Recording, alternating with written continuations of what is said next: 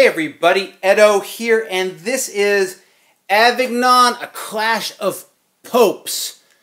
This is by John du Bois, and this is a button-shy wallet game. Now, they actually sent me this because they're having a Kickstarter for like their wallet series, which includes an expansion to this game, but I hadn't ever played this one, and so they sent it along. This is a pocket-sized two-player game, and it is fantastic. I really like this game. The conceit is interesting, and how it plays is really interesting and has more depth than you feel at first, and succeeds in that play again and again with two players in a way. Again, at first it doesn't seem like it would. So basically, you're two popes and you're trying to get people to become part of your team or a constituency or congregation, rather.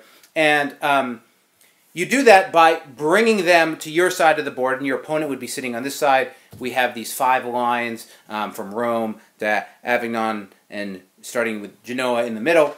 And there are a bunch of different characters. 5 are out, there are more to draw. And basically what you're doing is you can do one of 4 things. You can push it, there's names for these things, but I can push it towards you, the opponent, which I might have a reason to, but generally I want to pull it towards me, remove somebody and replace it with somebody new, which depending on some cards could be really important when they're really close to you and you don't want them.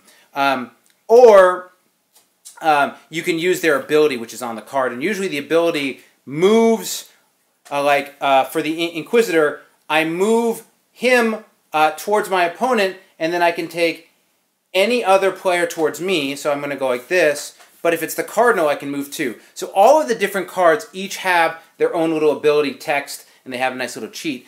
But basically, the way the game works is you're just using abilities and different combinations to try to get things closer and further away. The Noble, for example, lets you win if you have the Noble and your opponent has the Rival, but your opponent wins if you have the Noble and the Peasant, right? So you're sort of like trying to get the Noble but not get the Peasant, and or get the Knight over there, and the player's trying not to have that happen, and you're like sort of pushing, pulling.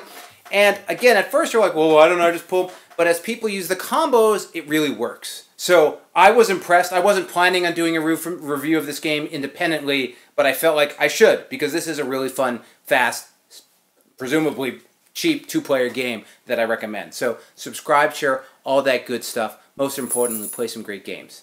Thanks. Bye.